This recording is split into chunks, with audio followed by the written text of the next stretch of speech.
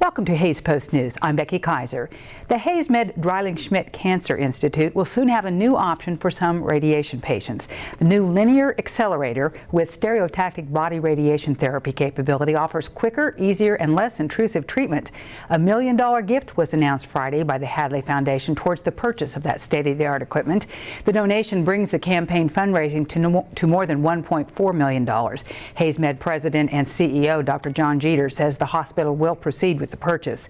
Hadley Foundation President Joe Jeter and HaysMed radiation oncologist Dr. Babu Prasad explained the significance of the donation and what it means to cancer patients in Northwest Kansas. We are the current stewards of the Hadley Foundation, and it is only by reason of Mark Hadley's generosity and his foresight and wisdom that Ellis County should be the center for health care in Western Kansas that we're here today. We needed this very much. The cancer center needed it. The hospital needed it. The community of Northwest Kansas needed this technology. With this technology, it has brought a paradigm shift in the practice of radiation oncology. For 100 to 150 years, since radiation therapy was applied for treatment of cancer, 120 years to be exact. The standard practice used to be to give small doses of radiation over 6 to 9 weeks.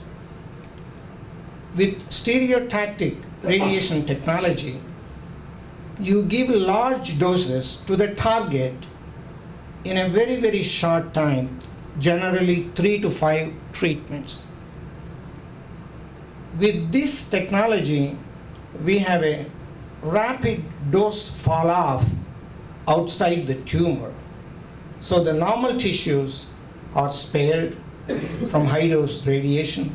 Even to a layman like myself, sounds like a wonderful thing for this community and for the people in Western Kansas. If you can come to this facility and have Dr. Prasad's people take care of you in a week's time rather than in 4 or 5 weeks' time, and you don't have to make trips back and forth, and you're not burning as much tissue, and all of those good things that can happen with this new equipment, we were sold immediately. Dr. Prasad expects the new equipment to be installed beginning in February. It will be about an 8-week process and should be ready for use by April. 2 people were taken to the hospital from an apartment fire in Hays Friday afternoon about 1:45 p.m. A third person was treated at the scene by Ellis County EMS. According to Hays Fire Chief Gary Brown, the fire was in one apartment of a 4-unit apartment building at 328 West 9th Street. Brown says there was heavy fire damage in that apartment and the others in the building suffered smoke damage. 10 people were displaced by the fire and assisted by the Red Cross.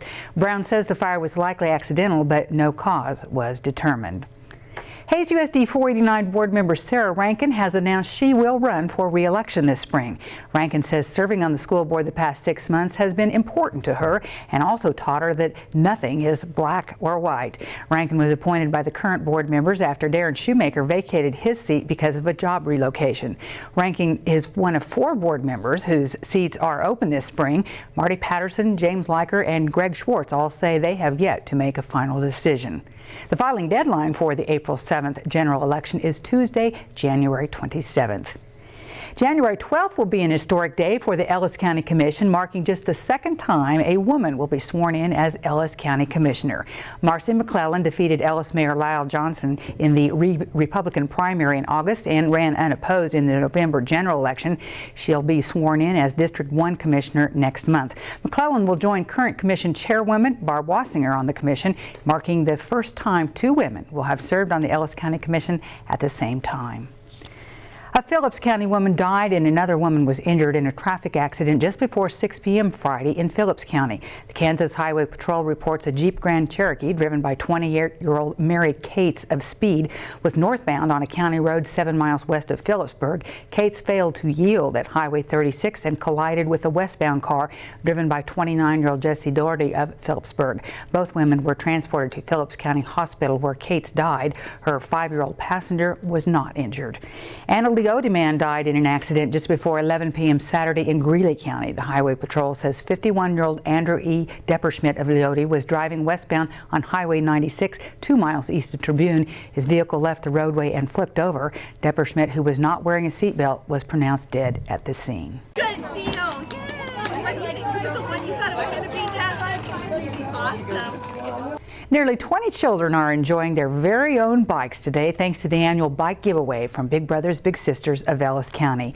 The organization's match specialist, Lexi Gardner, says the bike giveaway is a tradition that never gets old. It's wonderful. So many of the kids don't know that they're getting a bike until they get here, so it's a complete surprise for them. So it's wonderful to see their excitement and great to hear, oh, that's the one I wanted, and when they see their names on their name tag on the bike. So it was a wonderful afternoon. I wanted this bike and I like it because it matches my shoes. You know, it's really not about the bikes. They're just so excited to be matched up with someone, and they need a male role model in their life. And so I couldn't do it without the community, that's for sure. I really couldn't. Gardner says the bikes were refurbished by the inmates at the Norton County Correctional Facility. 4 more bikes were also donated by Walmart. There are 40 kids currently on the waiting list to be matched with a big brother or a big sister. Gardner says a child can also be matched with a family. Hi, I'm Dr. Jeffrey Lowe at Lifetime Dental Care in Hayes.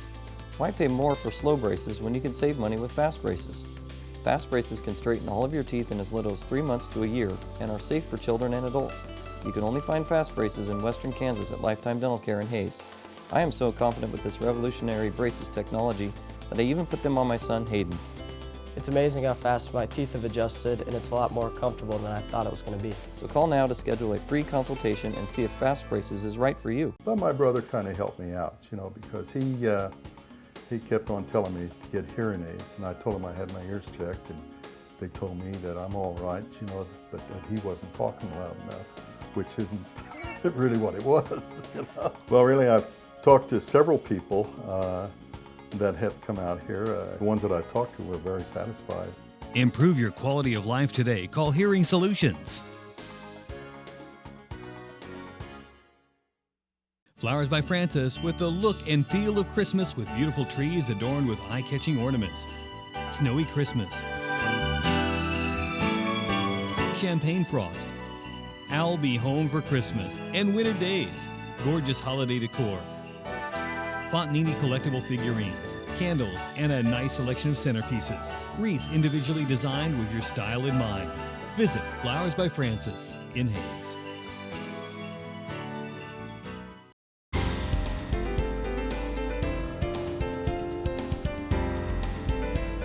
This is a news update from the Salina Post. Kansas hasn't decided to join a lawsuit filed by other states against Colorado over its legalization of marijuana, even though the 2 states share a border. Spokeswoman Jennifer Rapp said the Kansas Attorney General Derek Schmidt has been considering legal action against Colorado for several months, but she said in an email that his office is still weighing its options.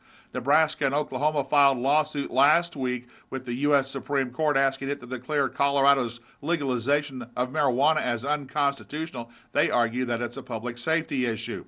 They're seeking to prevent Colorado from enforcing an initiative approved by voters in 2012 to legalize marijuana despite federal laws against it. Kansas Senator Pat Roberts has finished a 2-day tour of Iraq and says he's seeing signs of progress in the fight there against the Islamic State militants. Roberts said Sunday that he left Thursday for his tour of Kuwait and Iraq expecting the worst. He went to visit American troops in advisory and training roles, including about 400 from the Army's 1st Infantry Division headquartered at Fort Riley. Roberts told the Associated Press he believes the situation in Iraq has changed dramatically since the summer when the Islamic State group captured control of parts of northern and western Iraq. Roberts met Saturday with the Iraqi Prime Minister, and he said that he has improved the military's leadership and worked to unify Islamic groups during the past 100 days. U.S. Senator Jerry Moran of Kansas urges the Treasury Department to immediately rewrite cumbersome regulations that have made it difficult to sell wheat and other agricultural commodities to Cuba. He says this is an issue for Kansas because wheat is Cuba's 2nd largest import behind oil, and Kansas is the world's largest, or rather I should say the U.S.'s largest wheat-producing state. Moran said the agency can take that step even before Congress grapples with whether to lift the U.S. trade embargo. Agricultural commodities are among the few exceptions to the embargo. Moran says the administration of President George W. Bush instituted costly rules, such as requiring upfront cash payments before commodities leave U.S. ports. It also required payments to go through banks in other countries. Moran also vows to work in Congress to entirely lift that embargo. The city of Wichita plans to lobby the state legislature for the upcoming session to allow people in the country illegally to receive a driver's permit. The permit could not be used for airport security or identification to vote, but they could be used to obtain car insurance. The Wichita City Council voted to include the measure part of its agenda for the upcoming legislative session. Supporters say the permits would make it easier for immigrants to find work and would protect the public from being in accidents with people who do not have insurance. Governor Brownback's budget director says the governor doesn't plan to divert funds from the state's public pension system again to help close budget shortfalls. Budget Director Sean Sullivan told a legislative committee that the diversion of nearly $41 million from the pension system for teachers and government workers to general government programs is a one-time event. The governor diverted the money to help close a projected $279 million shortfall in the current budget. The state also faces a $436 million gap in its budget for the fiscal year that starts July 1st. The diversion sparked bipartisan criticism because the pension system's benefits are only 60% funded through 2033. A 2012 law boosted contributions by both the state and workers to ensure that the system becomes fully funded. The Kansas Board of Regents says it won't recommend a proposed funding mechanism that would tie college budgets to specific performance-based benchmarks. Instead, the board said it would recommend the legislature delay considering any kind of performance-based budgeting model until the state's financial condition turns around. It wants the model to be used as an incentive to qualify for additional budget funding above what schools receive in their base budgets. State lawmakers had urged the board in August to develop a metrics model that could be considered by the legislature in its next session. A task force appointed to create a proposal offered its plan to the regents last week.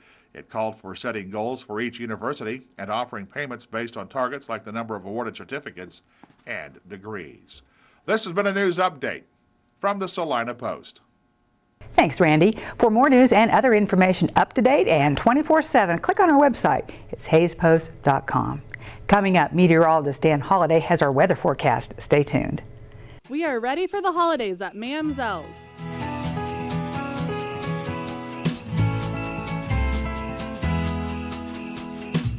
Looking for stocking stuffers? Only at Mamzelles. T-shirt sachets that hang in your closet. Lalia Fragrances, one of Oprah's favorite things. Handmade bourbon and bow tie bracelets. Plus, Brighton Art and Soul bangles and magnetic notepads.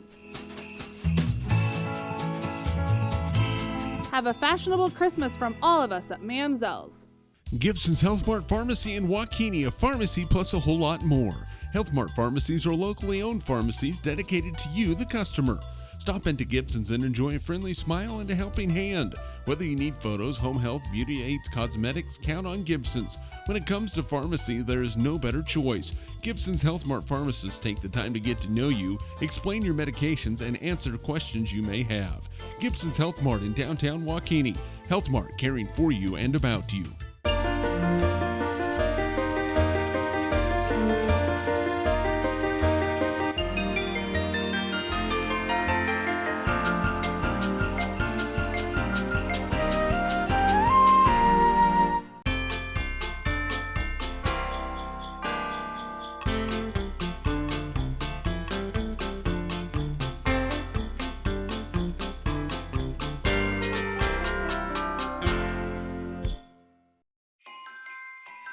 He's making his list and checking it twice. And he's found a bundle of goodies from Eagle that's very, very nice. Add Fusion and MyStream for TV on the wall and super fast internet to power it all. There'll be no crying and no reason to pout. Eagle TV and internet completes Santa's list, no doubt. Call Eagle Communications at 877-61-EAGLE to get your Christmas list taken care of today.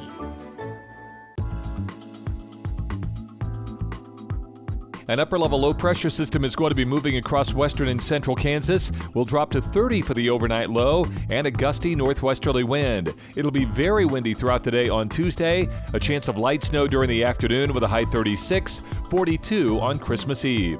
From the Eagle Storm Watch Weather Center, I'm meteorologist Dan Holliday. And that's Hays Post News. I'm Becky Kaiser. Thanks for joining us.